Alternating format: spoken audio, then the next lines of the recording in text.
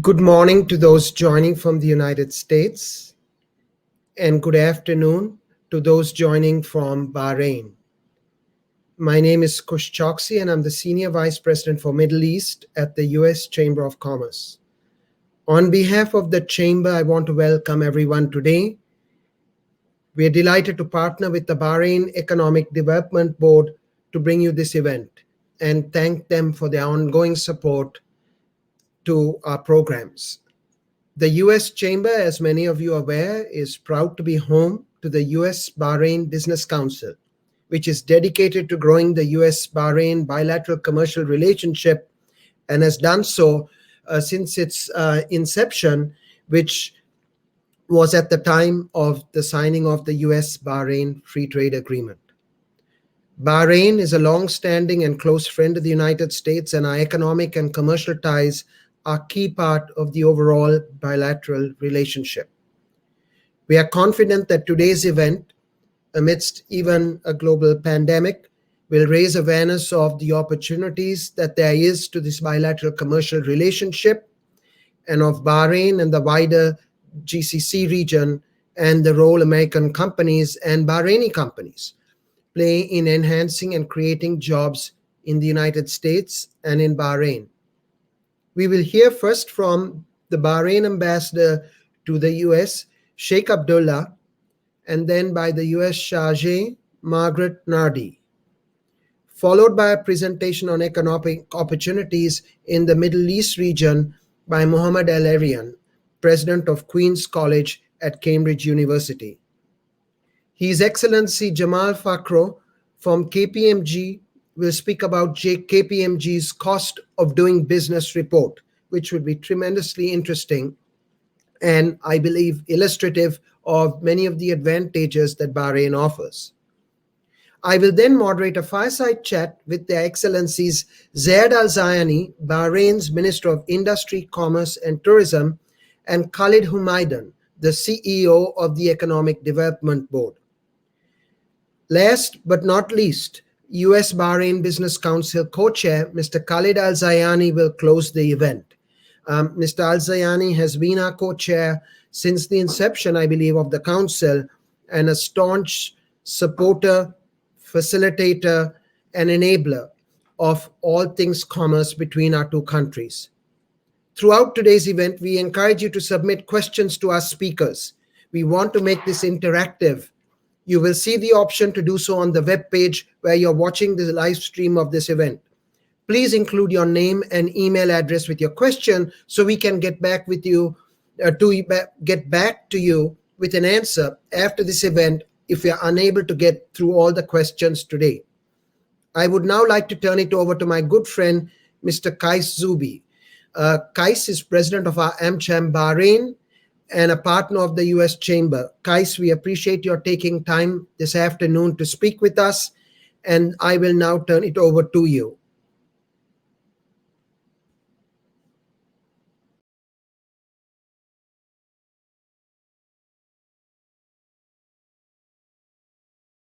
Thank you, Kush, for giving us this opportunity.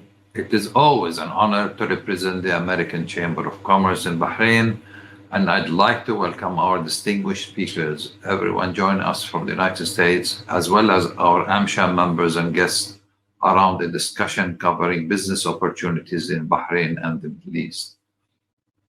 Historically, U.S. business has had a presence in Bahrain since the early 20th century with the establishment of the first hospital.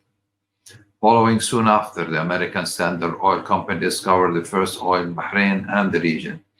Since then, American business has flourished. Now, over 200 U.S. businesses are established in Bahrain across all sectors. Many use Bahrain as a regional headquarters and their hub. This confidence translated itself into an FTA between both countries. The Bahrain FTA is a sign of the U.S. government's confidence in the strength and transparency of Bahrain's economy.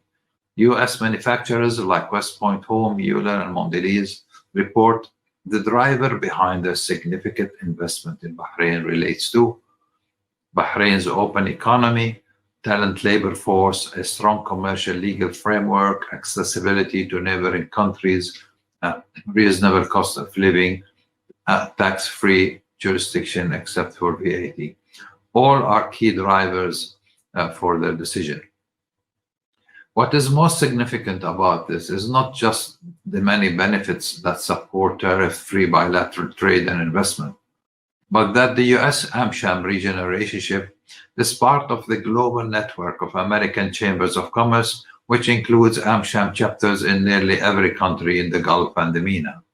This regional AmSham network benefits their member companies with a range of networking opportunities, government advocacy, valuable business information and intelligence, and select business support services.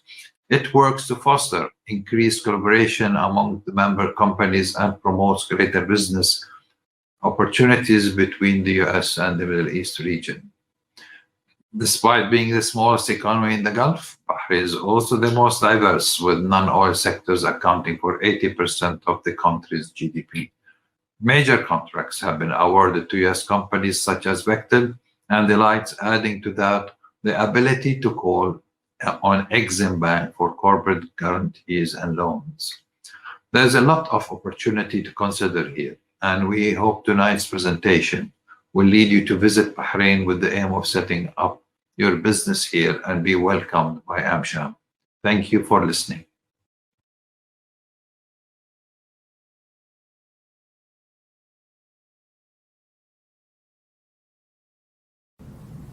Your Excellencies, ladies and gentlemen, colleagues and friends, it is a pleasure to be speaking on this panel about such a critical topic. We're reminded of the importance of seeking out the positives around us and focusing on the shared opportunities that lie ahead.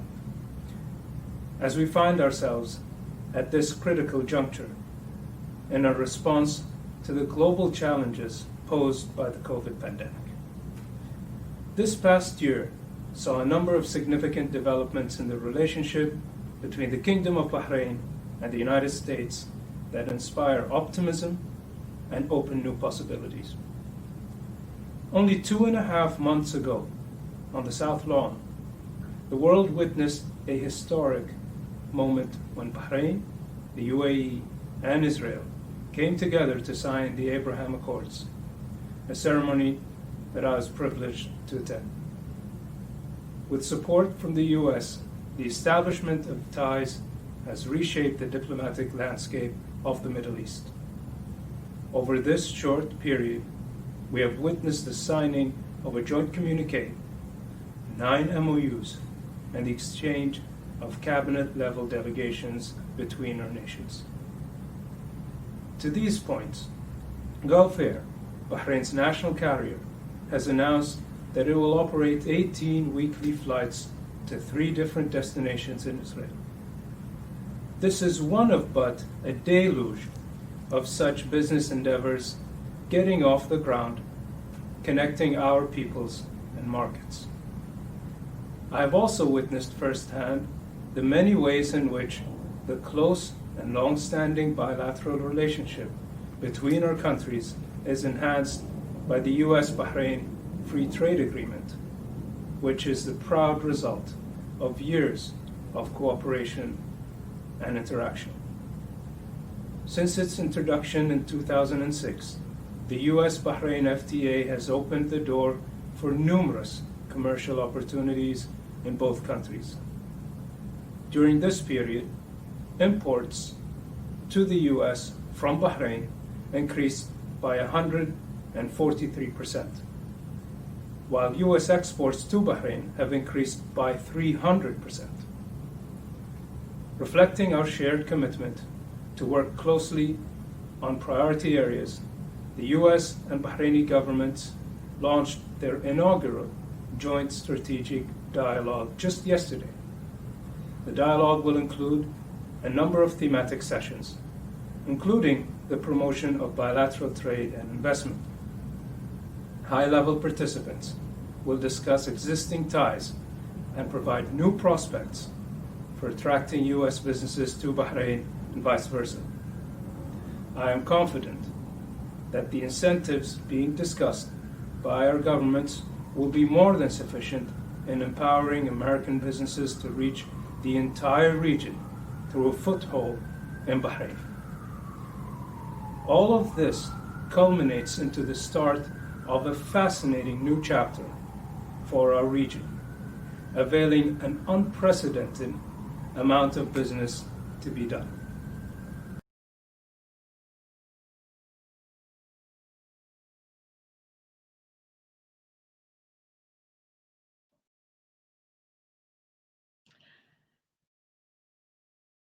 Good morning and good afternoon, everybody.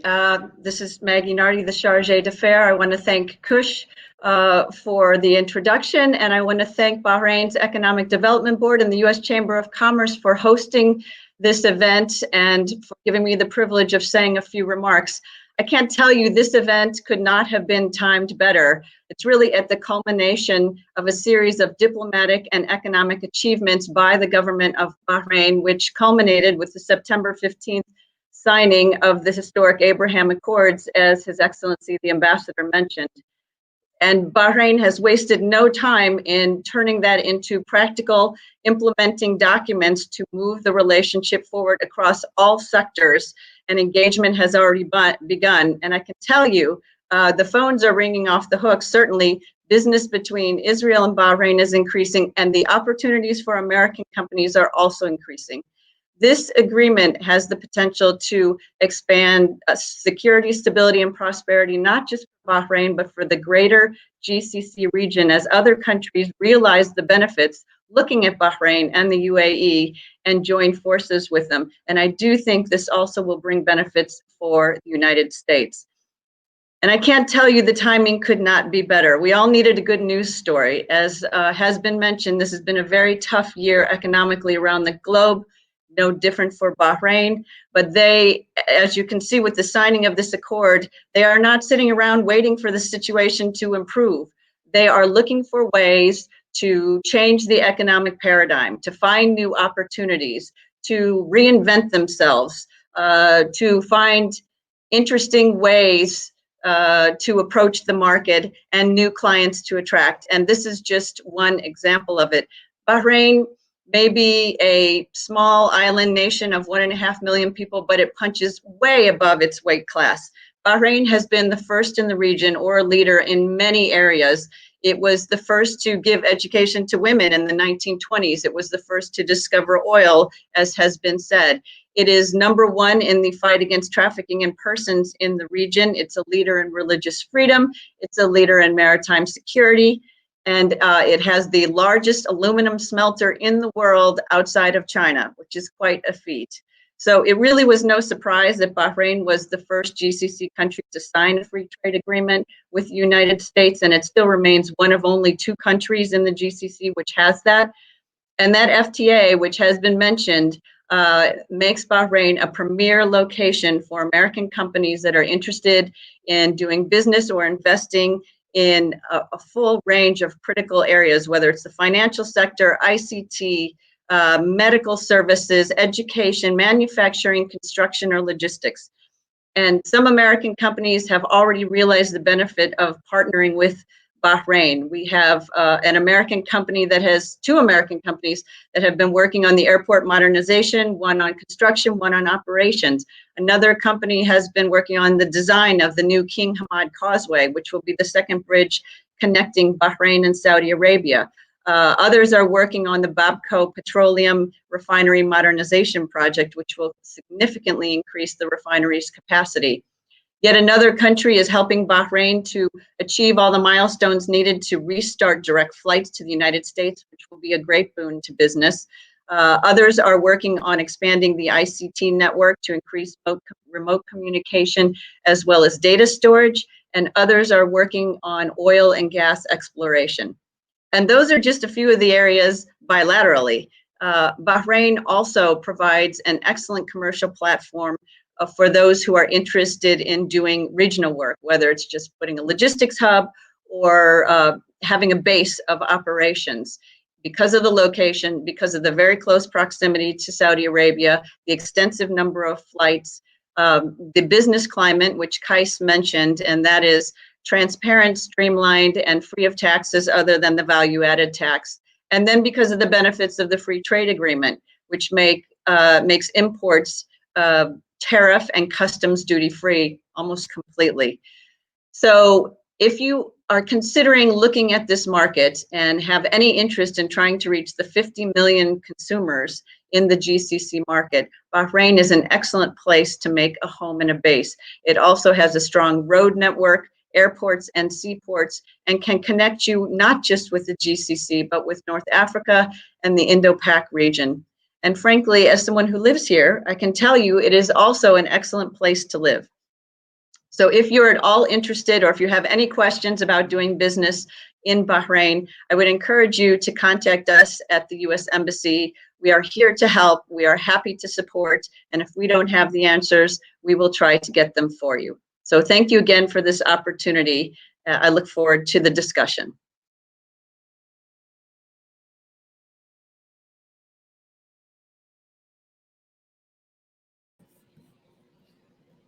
Thank you to Maggie.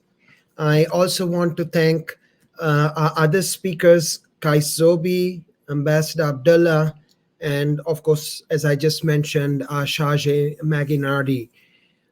Before we move to the next speaker, famed economist and now president of Queen's College, Dr. Mohamed El-Erian, we have a few poll questions that we'd like to ask the audience.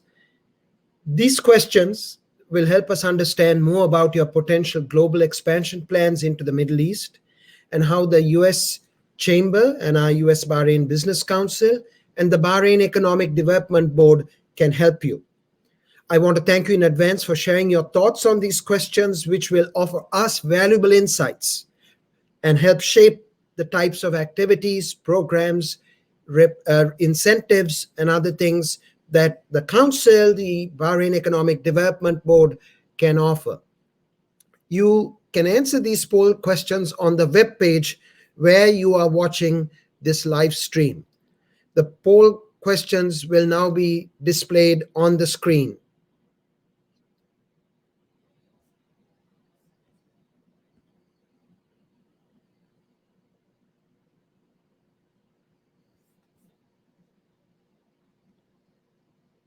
So the first poll question is the Middle East part of your global expansion strategy? We'll hold that for a few seconds so that you can think through it and respond accordingly. I now see the second question has been put up, which is, would you be interested in joining a follow-up sector-specific session? If so, please identify which sector. We have the financial services sector, the technology sector, the manufacturing sector, transport and logistics, education, health, real estate, and tourism. We really do ask you to respond, because this will help us tailor the follow-up to be helpful to you.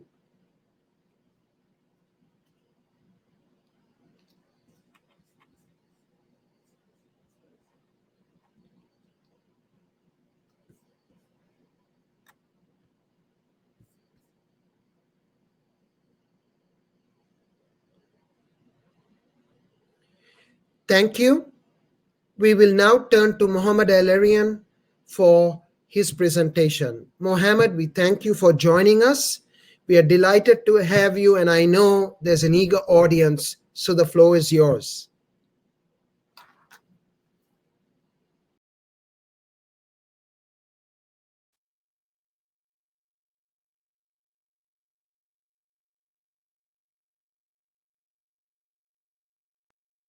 Hello, it is such a great pleasure to be with you.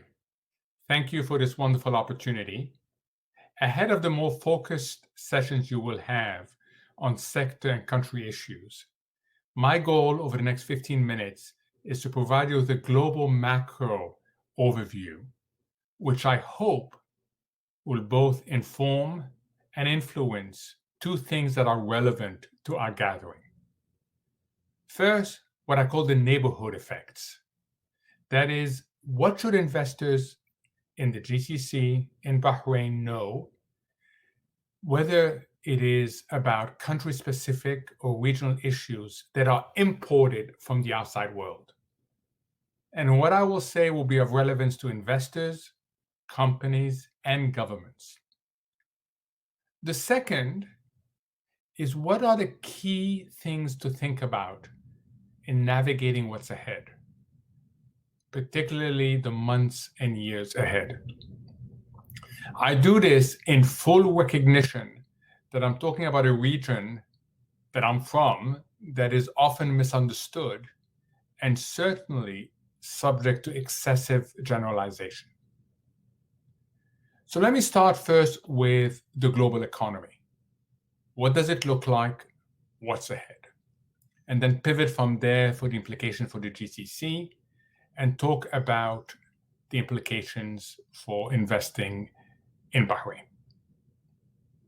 So if you think of the global economy, you cannot escape for the next 6 months, perhaps even 9 months, the reality that different countries need to solve a very complicated equation.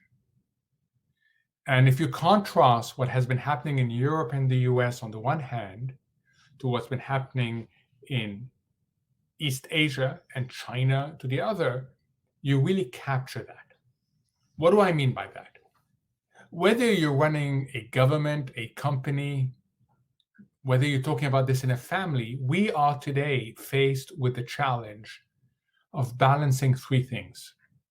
Health, second, as normal economic and social interactions as we can, and third, personal freedom. That is a very tough equation to solve. 3 variables, some competing with each other, some reinforcing each other. And what we have found is that if you try to solve all 3, you end up in sequential different paradigms. You need only look at the UK, Europe, the US for what that looks like. Lockdown, reopening, restrictions, lifting of restrictions, putting back restriction. Why? Because it's such a hard balance to strike. Now, why has East Asia done better at this? Because they've been solving not a 3-variable equation, but a 2-variable equation.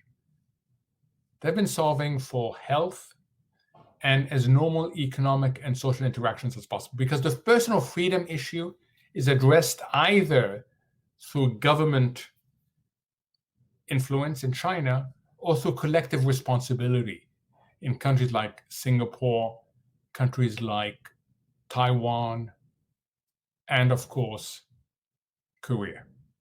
I say this because going forward, the global economy is going to be full of different symbols and letters. Asia is a V. It came down, is going back up again. Europe is a W. It came down, it went up, it came down again, and hopefully will go up. And the United States is more like a square root. It came back and then it flattens on there.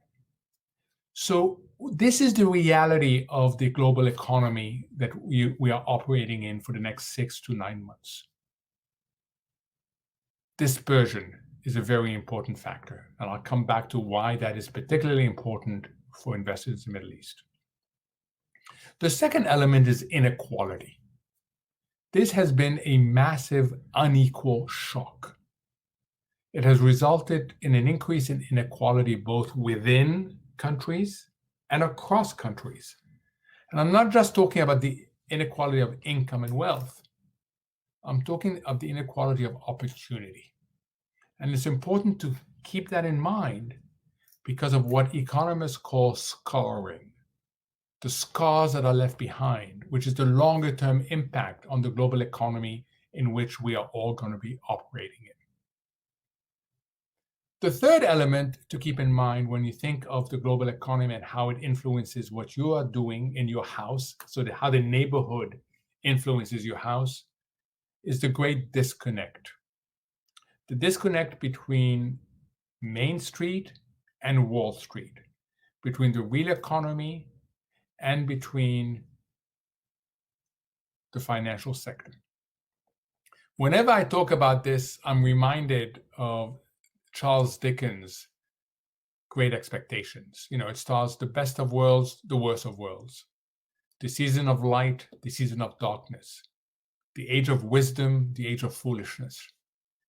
If you look at that, it is really striking how disconnected the real economy and the financial sector have been. If you have access to international capital markets, the bond market in particular, you have ample financing at very cheap, if not the cheapest yields cost that you've seen. If you are a developing country reliant on exports, tourism, remittances, this is not the best of time. This is the worst of time. So this disconnect is really important. And the last thing I want to stress about the neighborhood is the behavioral side. We tend not to think enough about behavioral issues, but understanding behavioral issues today are really key, because all of us are having to respond to unprecedented uncertainty. The phrases that have been used for it is radical uncertainty, unusual uncertainty, uncertainty cubed. Is this notion that there are many, many moving pieces. And asking how do people behave when taken out of their comfort zone, kept out of their comfort zone, and subject to this massive uncertainty is critical, especially when it comes to decision making. Decision making under uncertainty is really hard. And if you are investing somewhere, if you're in a company, you want to have some notion of how these things will influence you.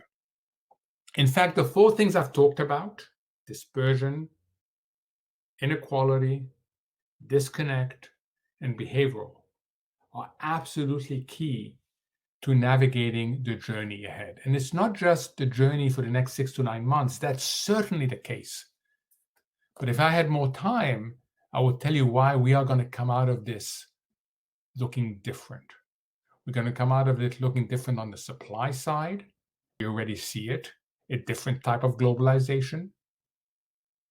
The China-US tensions aren't going away, and they will change things. I'll come back to that.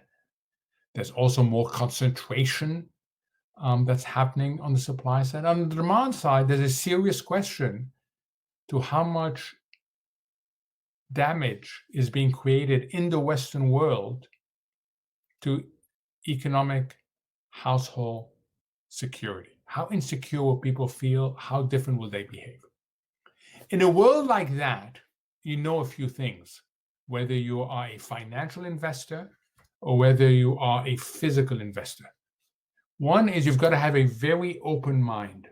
You've got to think in a very proactive way and think about dynamic allocations. 2 is you want to combine that with granular analyses, understanding the specifics of the case. And one thing in particular I'm going to come back to, resilience. 3rd, you've got to think about smart structuring. And 4th, you've got to ask a lot of questions about scenarios, different scenarios playing out, and what are these implications. Now, why do I cite that? Because of the pivot to the GCC economies, investment opportunities there, and in Bahrain. So let me start with a corporate analogy. If you're a company and you're asking yourself, what do I need to navigate this well? Well, look at the big tech who have done really well. Why? Financial resilience, solid balance sheets. 2, good management. 3, the notion that the world is coming to them. And 4th, being on the sunny side of the financial economic disconnect. So let's look at the GCC and make that comparison. The financial resilience is provided either directly or indirectly in the GCC. And at the source of that financial resilience is decades of building up sovereign wealth funds. That is wealth that can be used And also the mindset changing now that the oil under the ground is wealth that can also be monetized ahead of actually bringing the oil up. Think of the Aramco partial privatization as being an example of that. So that's a region that has significant financial resilience directly, or you're under the umbrella of the financial resilience that's provided by a neighbor. And that's really important. How about management? I think if you look at around the world, because oil is depletable, this is a region that has had to think a lot about the future, and that's very keen to diversify, that is open to reforms, open to insights from the outside, and open to guidance from those participating. And how about the third aspect, being on the sunny side of the finance and economic divide? Well, most of the countries now have access, regular access to the international capital markets, and have sovereign bond presence that is viewed by many investors as diversifiers for the investment portfolio. Which takes me to my last point, which is Bahrain. So Bahrain has the financial resilience that comes from the umbrella. When the pandemic hit, it was already engaged in efforts to use digitalization and automation to leapfrog development stages, which it is doing and other countries have shown is possible. There was and there is a program of ongoing regulatory reform aimed at building a forward-looking, diverse economy.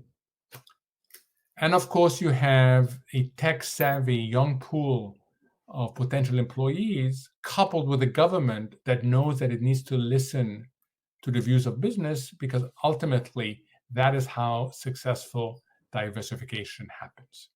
It also happens to be less vulnerable to what the current shock entails for many emerging economies. What do I mean by that? It is less vulnerable to a dry up in workers' remittances, because after all, it is an exporter of worker remittances. It is less vulnerable on the export side as well. So let me conclude with where we started, which is the global economy. Globalization is changing. Look at the latest tension between Australia and the UN and China, the ones that are resulting in the imposition of tariffs of over 200% on certain Australian exports. They have a geopolitical dimension to it. And that geopolitical dimension is the feeling that China has that Australia has been too pushy on the US agenda. Why am I saying that? Because many countries around the world have been running this dual option model. Rely on the US for national security, rely on China for economic diversification. This phenomenon is not going away under the Biden administration. We will continue to see US-Chinese tension, and they're going to play out in many parts of the world. But there is one part of the world that has made that choice, that is not really playing a dual option model, that is very clear where its interests are, and that is the GCC and Bahrain. So that gives an additional differentiator to a world that will remain uncertain, both due to the short-term impacts of the pandemic and to the longer-term scarring. Thank you very much.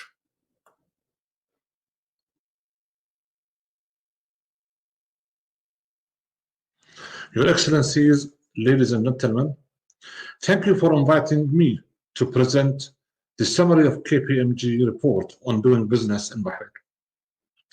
This is the sixth issue since 2013. The full report could be read and seen and is available on EDB website. This short presentation will focus on 5 areas that makes Bahrain the best place to invest. Let me start by these 5 areas. The first area that is very important, I think, to any investor is the cost of doing business in Bahrain. We have done a detailed study to compare Bahrain with the other GCC countries.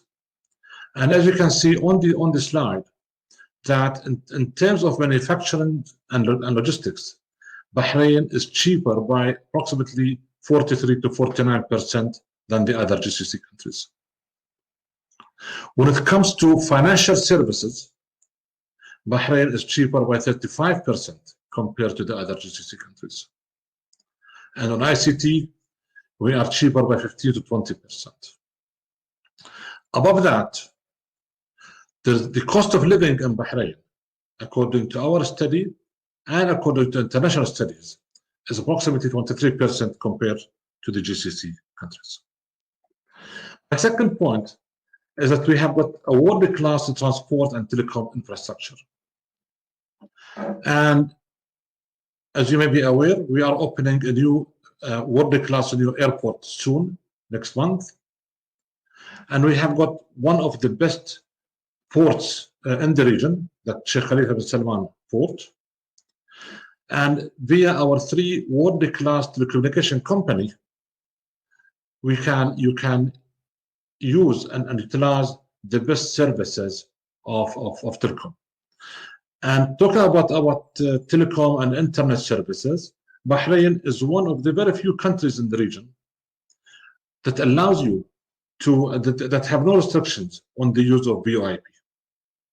This is beside all the ground transportation and the roads and the causeways. My second point is we have got the most liberal foreign ownership regime. Bahrain is the first country since 2001 who have allowed foreign investment of up to 100%. A few of the GCC countries have started to do so, but for a limited number of companies and limited number of services. My fourth point is the multi-skilled bilingual workforce. It is very well known that we have got one of the best quality of education and training. Bahrainis by nature will be expected to be seen to work in every single industry. And above that, for any foreign investor who's coming to Bahrain and will use Bahrain as his base, he would need his team to travel easily into the region. With Bahrainis, foreign investors and local investors will not need to have visas. My last point on this slide is the generous government grants provided by to the businesses. And on the government support, I would like to mention a big support provided by Tamkeen. Tamkeen is a fund supported by private sector and the government sector, and it is the whole purpose of it is to ensure that you guys will be able to employ Bahrainis, where you can have 100% recovery of training cost. You can have up to 70% aid of the salaries, and the wage increment again could be charged or could be covered by Tamkeen. So it is a very generous support by Tamkeen.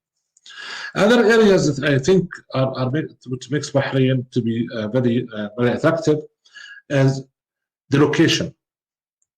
Bahrain location is only half an hour drive to Saudi Arabia, the largest market in the region.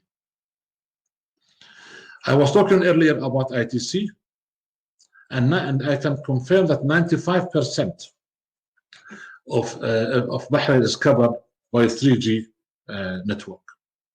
And on tax, which is again a very important area for all of the businesses, this is to confirm that Bahrain has no tax of any kind except VAT.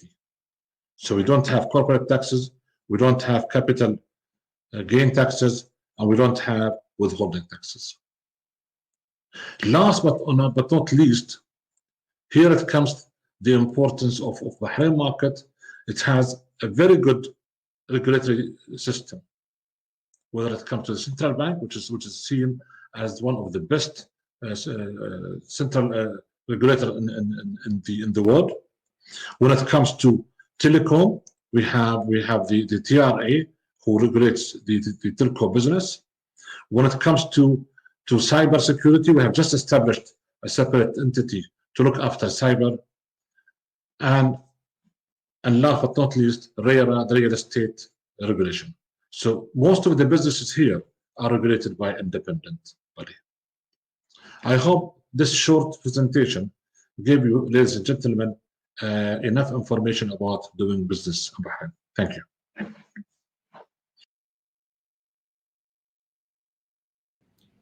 Thank you, Mr. Fakhro, for your remarks about the cost of doing business in Bahrain report.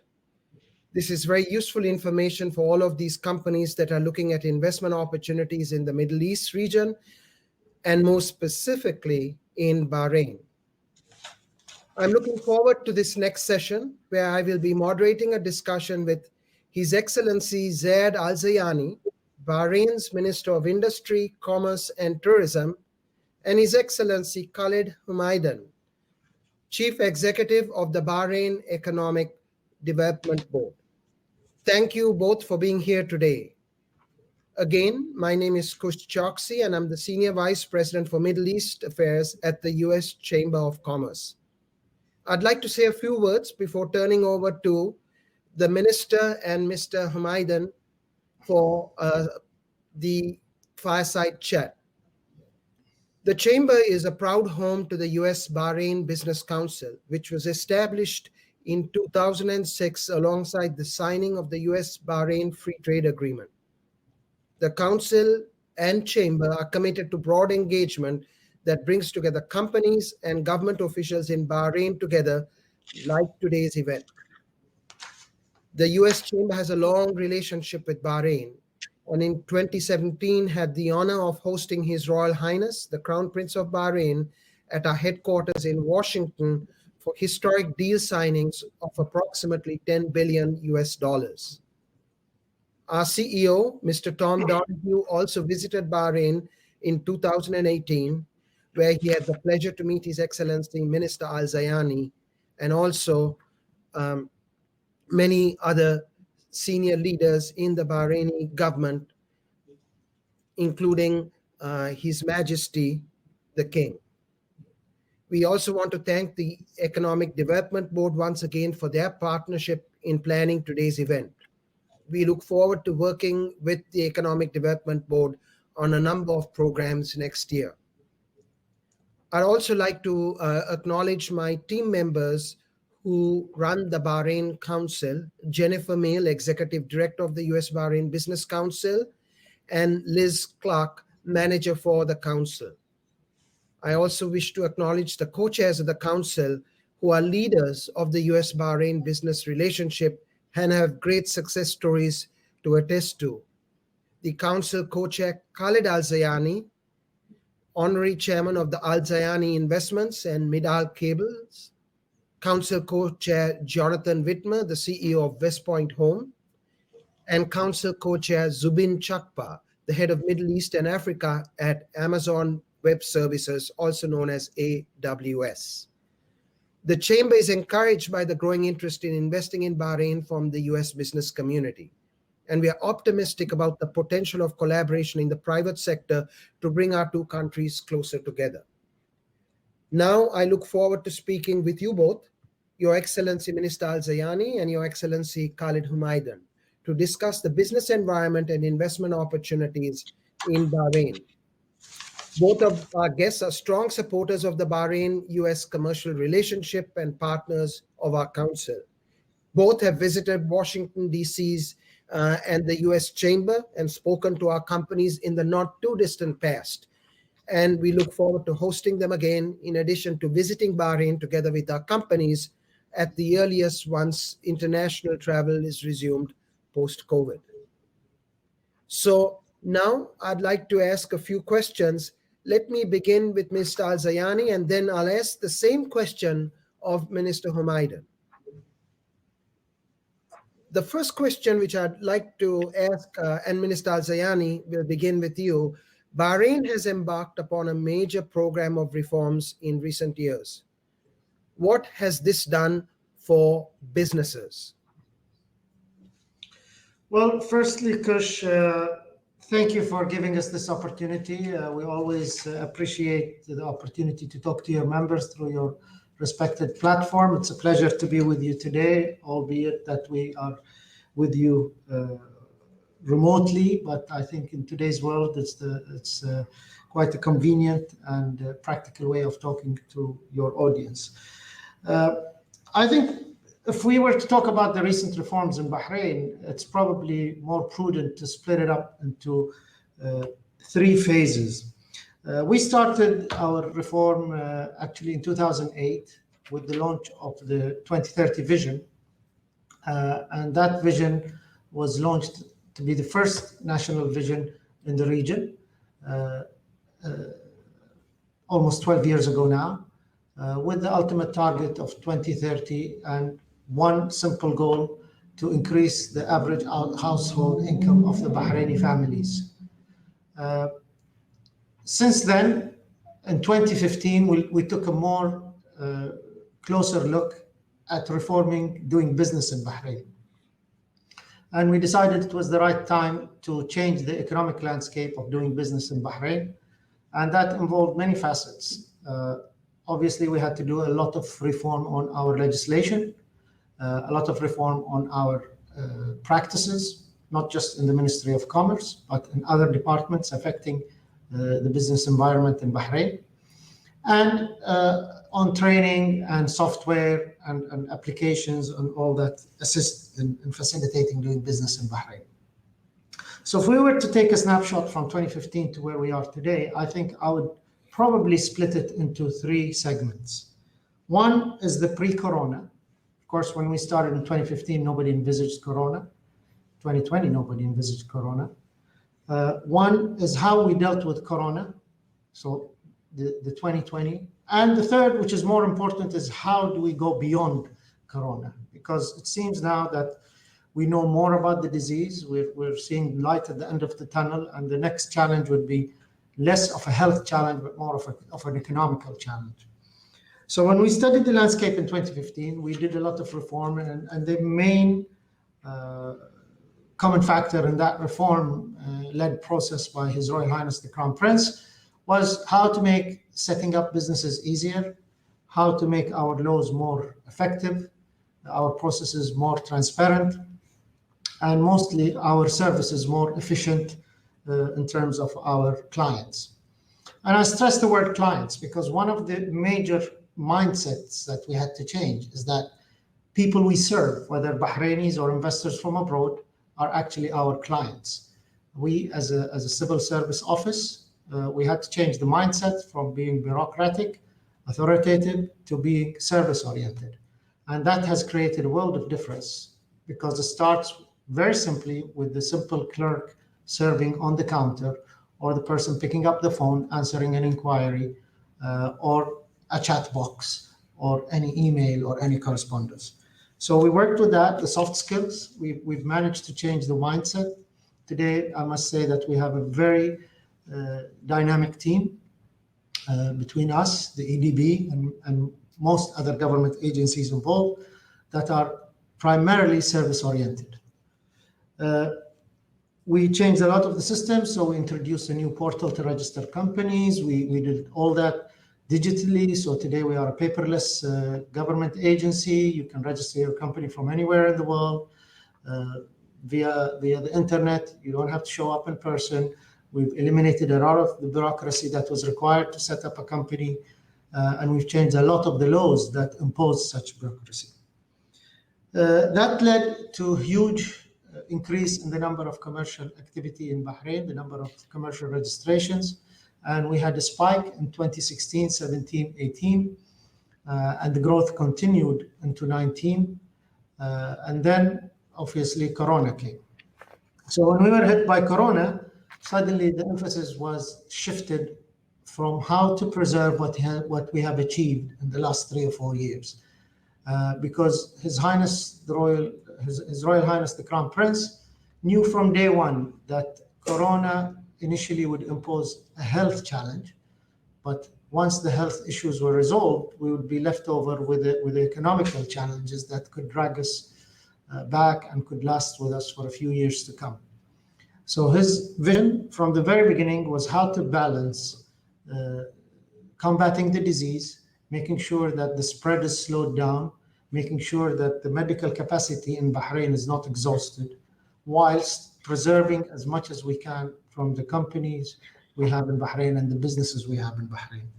So for the last 10 months, we've been working very diligently with the EDB, with other government agencies to save what we have created in the last 3 or 4 years. Post-Corona, I think, will come a new world order. Our vision is very clear. We want to open up Bahrain further. During this period, between 2015 and 2019, we liberalized a lot of our business activities and a lot of our laws, and we became by far the leading nation in the area to allow foreign investment, to allow local investment with less rules and guidelines and regulation. And I think the challenge now is to even exceed what we have achieved. So going forward, post-Corona, I think what we want to do is continue on the strengths we've built before. We realize that 2020 is an odd year, so it's not a yardstick, but we want to go back as quickly as possible to the success we were achieving pre-2020 and build on that. We feel that one of the quickest ways of doing that is by liberalizing even further and by going out to the world and showcasing Bahrain and attracting more foreign capital, and also not neglecting local investors, because they form a strong body of our investment appetite in Bahrain. So Bahrain will continue being on the road to digitalization, on the road to relaxing business practices. Of course, I say that not on the expense of giving away regulation, because that's important. And throughout the last 4 years, whilst we have been relaxing our regulation, we have not given up on our regulation authority. And Bahrain still remains very highly ranked in terms of corporate governance, in terms of anti-money laundering, in terms of human rights, human trafficking, and those things go in parallel, I think. The next challenge, as I said, would be an economical one. We see the light at the end of the tunnel now as far as Corona medically. And I think Bahrain has showcased its strength in working as a team to combat something that was not foreseen or expected. And we've emerged stronger as a nation today than we entered into Corona back in February or March. Thank you, Minister, for that very comprehensive answer to the question. So, Khalid, let me pose the same question to you, acknowledging what the Minister has said about the 2030 vision as the enabling framework, what was done in 2015 towards achieving the 2030 goals.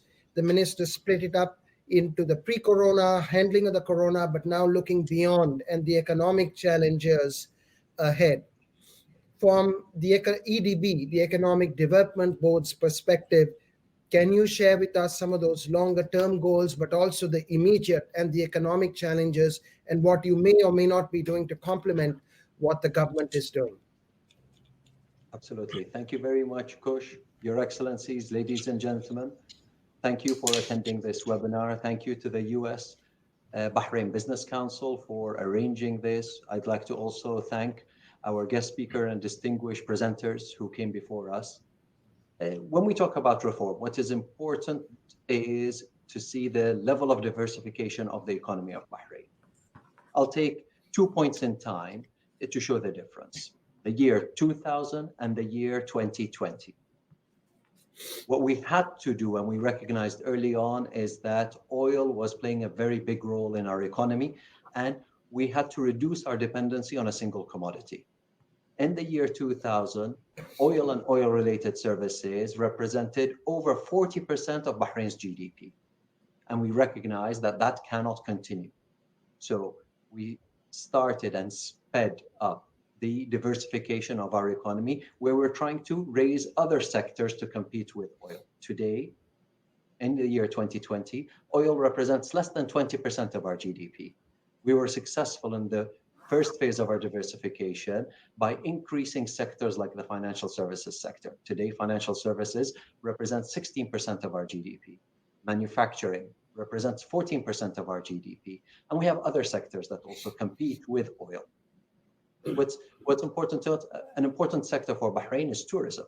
1.5 million people live in Bahrain, but every year we're lucky that we welcome 15 million visitors to our country. The EDB is part of the diversification efforts. We have multiple sectors that we focus on: financial services, ICT, education, healthcare, manufacturing, logistics, real estate, and tourism. We have a diversified strategy. We need to make sure that we do not replace one dependency with another dependency. We want to be able to grow multiple sectors at the same time in the economy. And each sector brings in something different to us. If we want large number of investment dollars and investment dinars into the country, we focus on real estate, on manufacturing opportunities. And on the other hand, we know that financial services and ICT might not be large in terms of investment amounts, but they're extremely good and effective in creating high-paying jobs in the country. And that's the type of diversification strategy that's important to us. Even when it comes to the oil sector, we have an intention to continue to diversify away. We want to diversify away from our need to export crude oil to the world.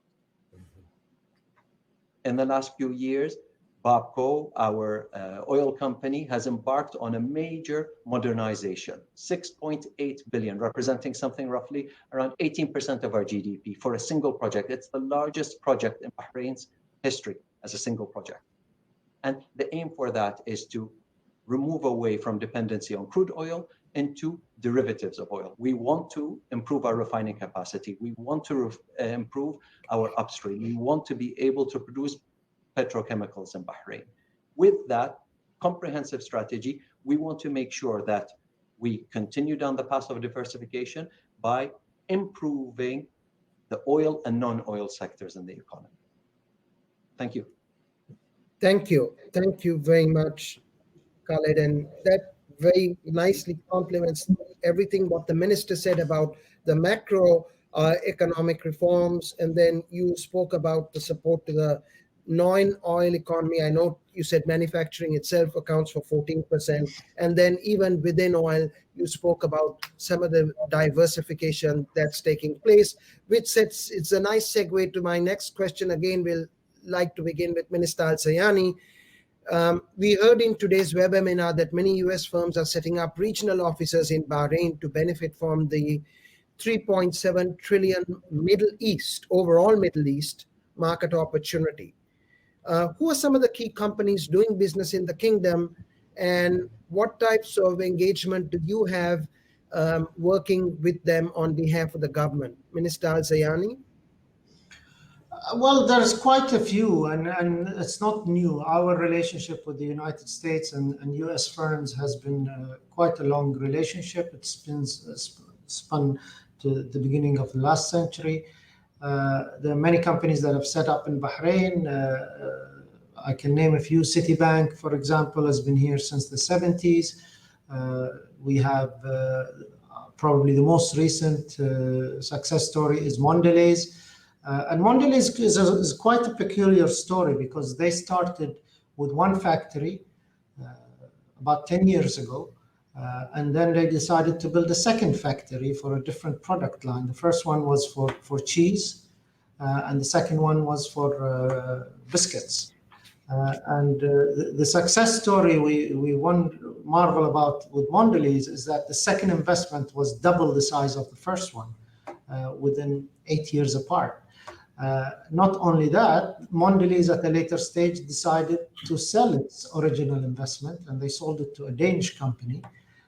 And they reinvested the money in expanding their biscuits factory. So to us, Mondelez is probably the most comprehensive success from the US, because they set up one factory, they grew it to a certain level, they decided to divest and to reinvest into something new. It was twice as big. And they did that in a free environment without any restriction on their repatriation of profits or moving capital around. They were not subject to any taxation, and they did it freely. And a testament to Bahrain is that the company that bought it was also a foreign investment from Denmark. So it was a great success story for us that we managed to attract foreign direct investment from the US. They did well. They made money in Bahrain, and they spun it off to another direct investment from abroad, and they moved on to continue their expansion in Bahrain. So that, to me, is the largest success story we have with a US firm. But if you go beyond businesses also, I mean, I could cite the American Mission Hospital, which was started, I believe, in 1902. And that still continues to offer medical services in Bahrain. It was the first hospital established in the region, and that continues to grow today and serves a large segment of the community in Bahrain. And a lot of doctors have trained there, a lot of patients have been medicated there. And it has been, something that was started from a very simple missionary goal to today being one of the pillars of the healthcare system in Bahrain. So not only do we have success on the business side, but we also have on the humanitarian and the social aspects of relations between Bahrain and the US. I think one of the things I want to touch upon here is a concept that was announced by His Royal Highness the Crown Prince, the Prime Minister. And the concept is very simply called Team Bahrain. And while many people think it is simply a hashtag or a slogan, and they probably see it used extensively on our messaging, it is really something that has grown from within in Bahrain. And what it is basically is not just a slogan, it's a powerful tool that we use within government to reinforce how government agencies work together, how we can serve the common goal of projecting Bahrain to the world, and to the citizens and investors in Bahrain, and how we manage to cross borders between one another and isolate differences for the common good and the service of Bahrain. So Team Bahrain today is not a concept, it's an embodiment of what we do here in government.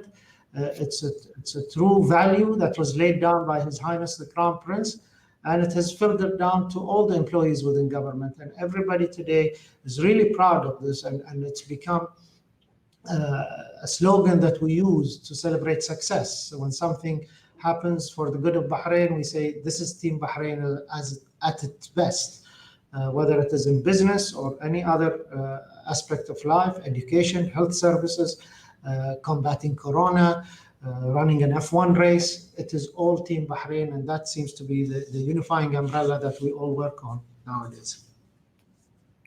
No, thank you.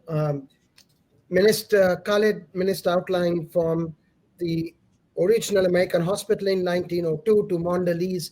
Do you have an example that you could add that EDB has worked with in terms of some of the interaction with companies? Absolutely. Before I start answering that question, I recognize that there could be many participants that might not have a chance to ask all of their questions during this webinar. We encourage you to engage with us in the chat. We will get back to you. If you have a question later on, please engage with us. We will supply you with our contact details for you to get in touch with us, and we will come back to you with an answer. When it comes to American companies have been in Bahrain for decades, and they're with us in multiple fields. We have large American important companies in the financial services, in ICT, and in manufacturing. A few examples come to mind that are extremely important that showcase the benefits of setting up in Bahrain.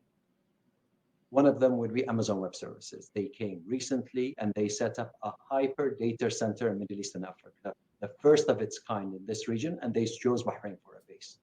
It's because they were impressed with a law that hasn't been passed anywhere in the world, data jurisdiction law. We were the first country to pass that, and it allows data in Bahrain to be under the jurisdiction of the home country rather than the host country. We're the first country to be able to do that, and that was one of the main reasons that Amazon was encouraged to come to Bahrain. Another good example would be American Express, an old American company been in Bahrain for decades. Out of the Bahrain office, they manage the region.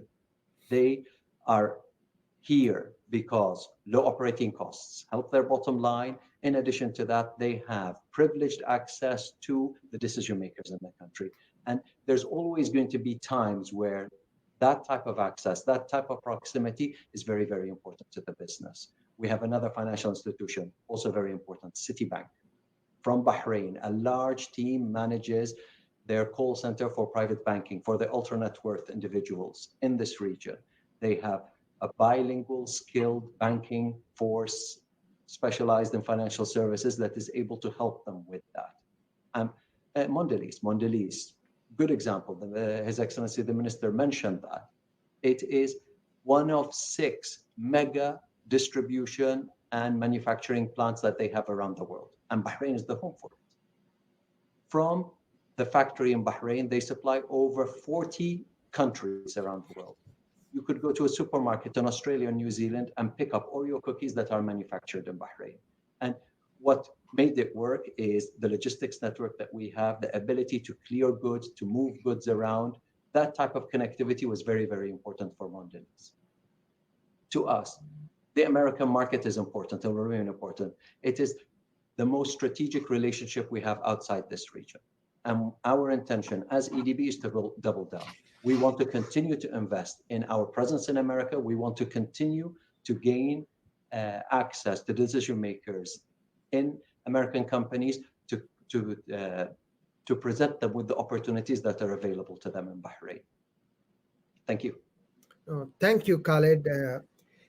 As both the minister and you were speaking, the chat room lit up with a lot of questions. So I'm very glad that you offered to be able to respond to some of these offline, which we will do. We will compile them and certainly share them with the minister's office and with yours to be able to ensure we respond to all of them. But what I have done at this point of time is try to amalgamate some of the questions. So I'll turn to Minister Alzayani.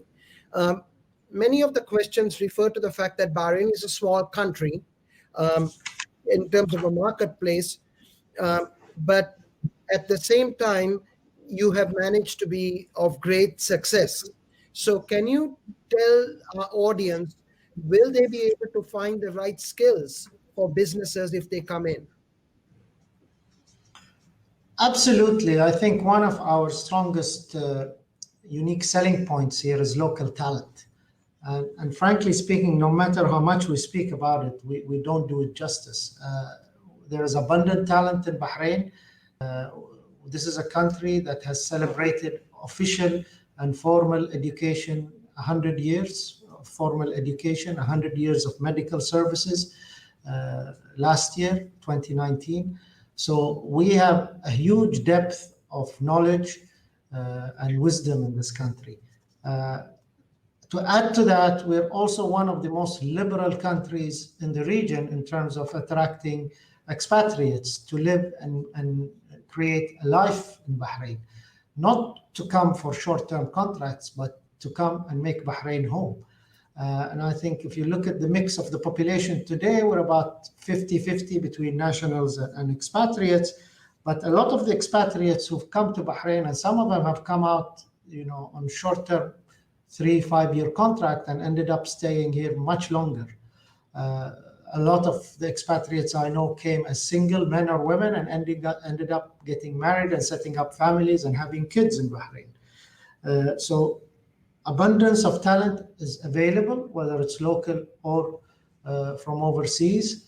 The tolerant lifestyle we have in Bahrain is another factor for people to set up in Bahrain, and especially foreign companies to set up in Bahrain.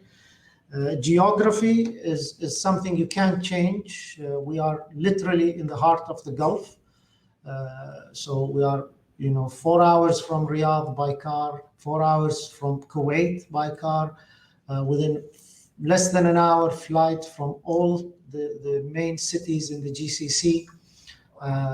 We have all the required logistics, whether by sea, air, or land. to link us to the GCC and beyond. And that is something that is really a testament to our infrastructure in Bahrain. Our national airline this year celebrates 70 years, one of the oldest in the region. And our ports have been one of the oldest in the region. And we have continued to invest in them and reinvest in them and improve them continuously. So this is a recipe for success. Being an island nation, we've always been open to trade with other civilizations and other countries. And we've always seen Bahrain community made up of different ethnicities, different religions from different countries. And they've all lived here and lived freely to operate, to conduct their business, to enjoy whatever religion or worship they wish to have. We had a Hindu temple that celebrated 200 years of existence in Bahrain years ago. We are a country that is very tolerant in terms of freedom of practice of religion. We are probably the only country in the region, or definitely the only country in the region that has a synagogue in it, plus churches and temples, and everybody is free to practice their own religious rights and their own lifestyle in total freedom and tolerance. So I think this is something very unique to Bahrain.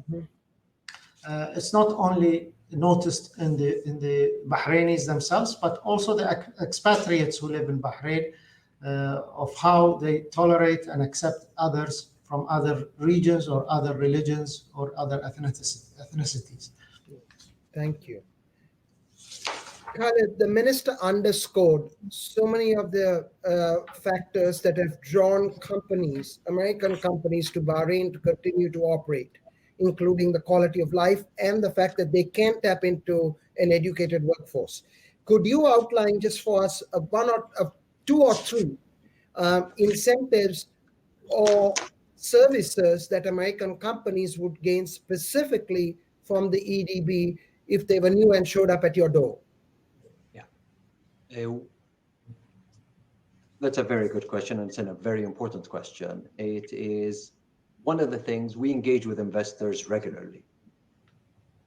And we have a magic app that entices them to invest in Bahrain. As soon as we explain to them the value proposition in Bahrain, we start to get the interest. And it's a combination of three things. Most investors set up a business looking to maximize their profit and to become profitable. And we do three things. We allow 100% foreign ownership in many of our commercial activities. We have zero corporate tax, and we have low operating costs. Any one of those three features could be found in other markets, but the combination of those three is unique to Bahrain. And we're able, as soon as we engage with them, we can help. When an investor comes to us, they have a very good sense of how much of their goods or services they're able to sell in this region and around the world. What they need help with is to identify what's the cost of setting up in Bahrain compared to setting up in another country.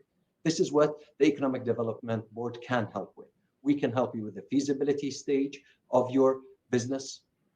With that, we can price the price of land, the price of labor, the price of utility, the price of licenses, all of those things, and you can compare. If I was to set up in Bahrain, this would be my bottom line, and if I was to set up elsewhere, this would be my bottom line. And we're very confident. We've done this exercise with many investors, and numbers speak for themselves. A business based in Bahrain is more profitable than a business based elsewhere. That's what we can offer to American investors, and we encourage them to get in touch with us to explore the different opportunities that Bahrain has to offer them. Wonderful. Minister Alzayani, we have about 1 minute left, I'm told by our producers. So I'd like to give you the final word. Today, we've had clearly a very interesting and rich forum. Before I sign off, I want to thank both of you for this wonderful, enriching fireside chat. There are questions. We will amalgamate, consolidate, and share them with you for responses. But over to you, Minister Alzayani, for the final word on our fireside chat today. That's probably one of the toughest challenges I've received in my life, Chuck, trying to summarize Bahrain in less than a minute. But here's what I can tell you. We're a progressing nation. There's no end. There's no finish line. We're full of drive. We're full of enthusiasm. We're always aspiring to be at the leading edge of where the world is, whether in technology, whether in legislation, whether in practices. We have a forward-looking leadership, and we have a committed team in government, and a huge talent pool in the Bahraini citizens. All the decisions we take in Bahrain are based on long-term. We're not in it for the short-term gains. We study things very well. We take very calculated steps forward, and we know exactly where we want to be. We knew in 2008 where we wanted to be in 2030. So we have that foresight, and we keep amending our movements as we move along, given the circumstances that change around us in the world. And the most classic example of that is how we handled the corona virus issue. It came out of nowhere. It hit the whole world. It took everybody by surprise. But for your knowledge and for the knowledge of the audience, before a single case was discovered in Bahrain, which incidentally was 21st of February, a month before that, or on the 23rd of January, His Royal Highness started a task force to address the corona issue. So we had a head start. We knew exactly where the priorities lied back then, and we kept moving in a very, very solid and intact action plan. We moved into corona with the main aim to start is how to save people's lives. Shortly after that, at the beginning of the second quarter of the year, the aim started shifting on how to preserve jobs. And this is when we launched our first stimulus package, which was 33% of our GDP. We intentionally front-loaded it to be very strong in the beginning to preserve as much jobs and companies in our economy, especially the SME sector. And then we started continuing that stimulus package in Q3 and Q4, being more focused on the sectors that were most damaged and most affected. So I'm just sharing that with you to give you a better of an understanding of how government takes its decisions in Bahrain, how we monitor the situation on a daily basis, and we react to the pulse of the market. One of the things my colleague Khalid mentioned is that we are small. And small means agile and nimble. We move quickly, we respond quickly, and we're accessible. So we like to keep that connectivity to the market alive, and we like to move with the situation we are faced with every day of the week. So we look forward to receiving more of your questions. Unfortunately, time's up, but I hope we have managed to answer a lot of your queries, and we'll be happy to address more. Please feel free to contact us through the ministry or through the ADB. Thank you again. No, thank you, Minister Alzayani. Thank you, Khalid, Humaidan, for this chat today. It's been very rich. I can assure you that the U.S. Chamber and the U.S. Bahrain Business Council will be a partner with you in all of these post-COVID efforts. You have outlined substantive, concrete path forward. So we appreciate that. We will look forward to answers to any remaining questions, but please do count on the U.S. Bahrain Business Council and the Chamber as a partner in that.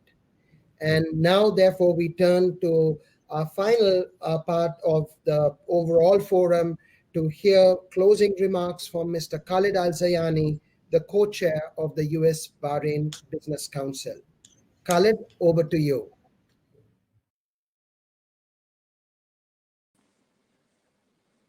Hello, good evening, and good morning, everybody.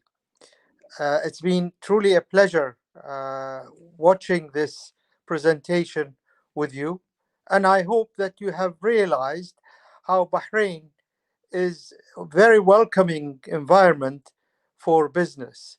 U.S. business in Bahrain is always successful. it is always there to serve interest of both countries. That's why we have a free trade agreement with the United States. And Bahrainis like to do business with US companies.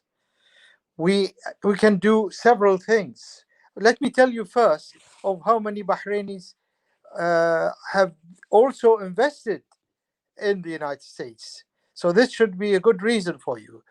And a firm like Investcorp Bank has invested almost $40 billion since 82, and others invest more. I can tell you that other companies do the same. We export and we import from the United States. We welcome every company that comes to our part of the world and treat them like they are Bahraini companies. I would like to thank all the participants and appreciate their presence with us today. Thank you, and I hope you enjoyed the evening.